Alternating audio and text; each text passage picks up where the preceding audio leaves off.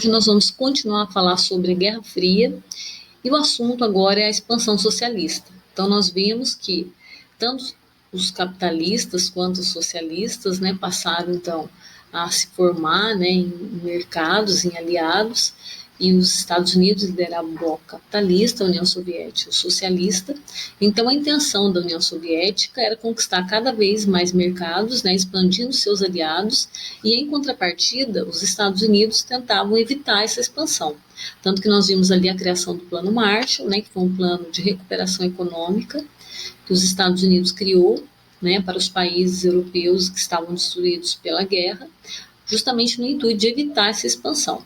Porém, mesmo assim, muitos países que estavam arrasados resolveram adotar essa nova ideologia.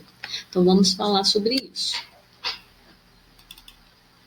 Então, nós vimos que o socialismo é um sistema político e econômico que se baseia na promoção do bem-estar coletivo, isso pelo menos em teoria, né? Nós vimos que o socialismo ele se difere da teoria com a prática, né? Ele foi uma teoria criada por Marx e Engels, porém, da forma como ele foi idealizado, nenhum país conseguiu implantar.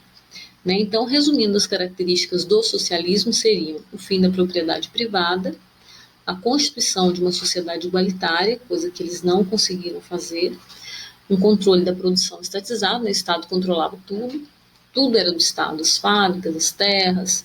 Havia um único partido, que era o Partido Comunista, e os membros desse Partido Comunista, que chefiavam o país, né, controlavam o Estado, acabaram acumulando muitos privilégios, né? Para o funcionamento do socialismo, formaram-se conselhos e assembleias. Esses conselhos eram chamados de sovietes, responsáveis pelo controle da economia e do Estado. Né? Então, o controle da economia ele era realizado pela planificação. Então, diferentemente do capitalismo, que é a economia de mercado, regido pela lei da oferta e da procura, no socialismo existem planos, né? Eles partem de planos, e na União Soviética os planos eram quinquenais, né? De 5 em 5 anos. Então, o Estado ele distribuía as tarefas e os serviços para cada um conforme suas necessidades. Então, o que ocorreu? Né? Em 1949, os Estados Unidos eles criaram uma aliança militar chamada de OTAN. O que é a OTAN? Organização do Tratado do Atlântico Norte. Foi uma aliança militar, né, um pacto militar dos países capitalistas para que eles se unissem caso ocorresse algum ataque socialista. Então, se um deles fosse atacado pelo bloco soviético, né, pelo bloco socialista, todos eles se uniriam para contra-atacar. Tá? Então, os membros, a princípio, foram Canadá, França, Grã-Bretanha, Bélgica, Dinamarca, Islândia, Itália, Luxemburgo, Holanda, Noruega e Portugal.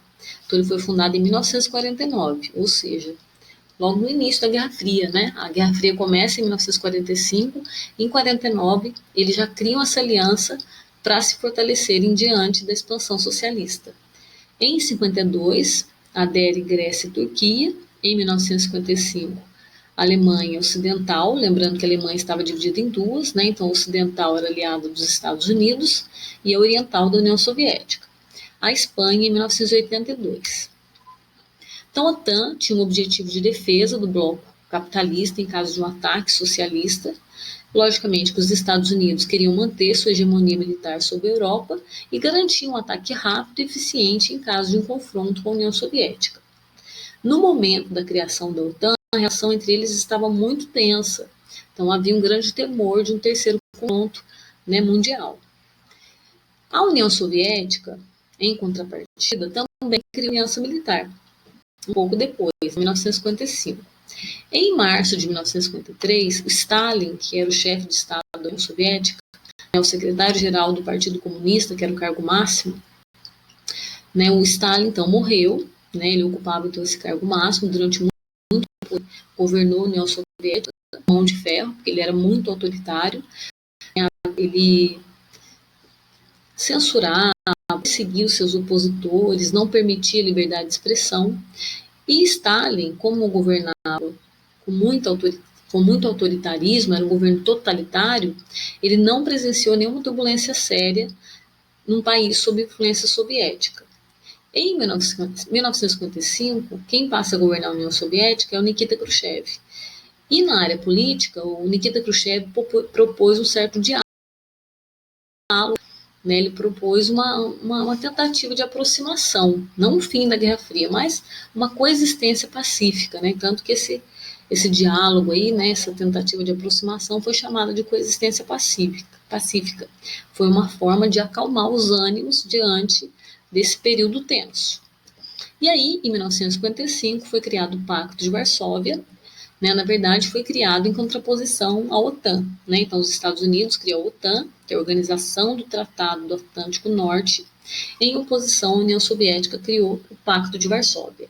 E o objetivo era o mesmo, né? Ou seja, em caso de um ataque capitalista, os países socialistas se uniriam, né, nessa aliança militar. Ela foi composta por 15 países e quando acabou a Guerra Fria, ela foi extinta. Em 1991, acabou a União Soviética, não existia mais o Pacto de Varsóvia, até porque não haveria motivo, né, objetivo para ele existir, porque já não teria mais esse conflito entre capitalismo e socialismo. Então, o Pacto de Varsóvia durou cerca de 40 anos. Porém, a OTAN, mesmo com o fim da Guerra Fria, ela continuou a existir, ela existe até hoje. Porém, hoje ela tem outro objetivo. Né? Então, hoje ela é uma aliança, né, para ajudar os países que são membros em caso de conflito, e ela abrange não só o Atlântico Norte, né? Existem países do Atlântico Sul que também fazem parte da OTAN. Então, o que aconteceu, né, depois da Segunda Guerra Mundial? O mundo ficou dividido em dois blocos, né? Os Estados Unidos passou a ter muita influência sobre essa parte da Europa Ocidental, né, que está em azul aqui no mapa, e a União Soviética passou a ter uma grande influência no leste europeu, ou seja, nessa parte da Europa Oriental. Né? Então, assim, vocês vão ver, né, mais tarde, mais para frente, nós vamos ver, né, que até hoje existem diferenças de desenvolvimento. Essa parte da Europa Oriental acabou ficando um pouco mais atrasada economicamente.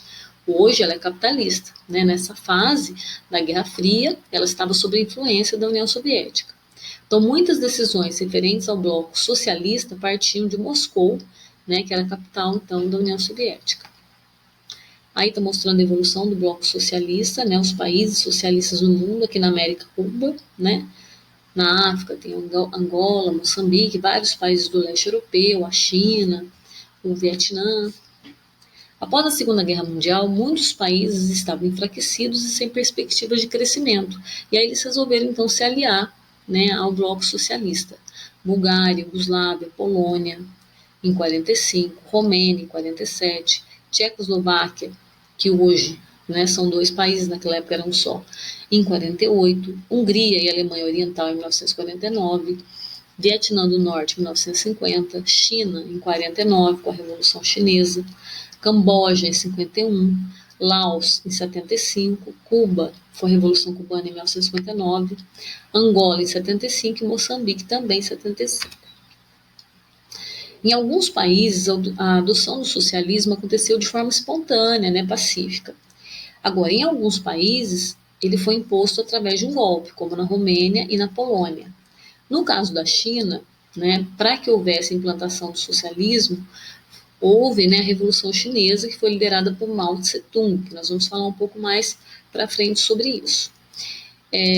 No socialismo coreano, né, houve divisão das Coreias e a Coreia do Norte se tornou socialista. O Vietnã também houve um conflito em que os socialistas venceram e o país se tornou socialista. Mongólia foi o segundo país a adotar o regime socialista. Cuba, como eu já falei, com a Revolução Cubana. Em Angola, o socialismo foi implantado depois da independência, durou mais de 2 décadas ali. E em Moçambique foi implantado mediante conflitos. Então, o que nós temos que resumir daqui, né? Que o socialismo, ele acabou encontrando um campo fértil para sua expansão, porque esses países estavam em crise. Em alguns, ele foi implantado de maneira pacífica, e em outros países ele foi implantado de maneira impositiva, né? Implantado através de conflitos. E aí, para a próxima aula, nós vamos falar então agora do mundo capitalista, da questão do consumismo, né, os resultados desse consumismo, que é a degradação ambiental. Então, isso será assunto para a nossa próxima videoaula, né? Então, nós falaremos isso durante as nossas videoconferências, tá? Até mais e um beijo para todos. Fique com Deus.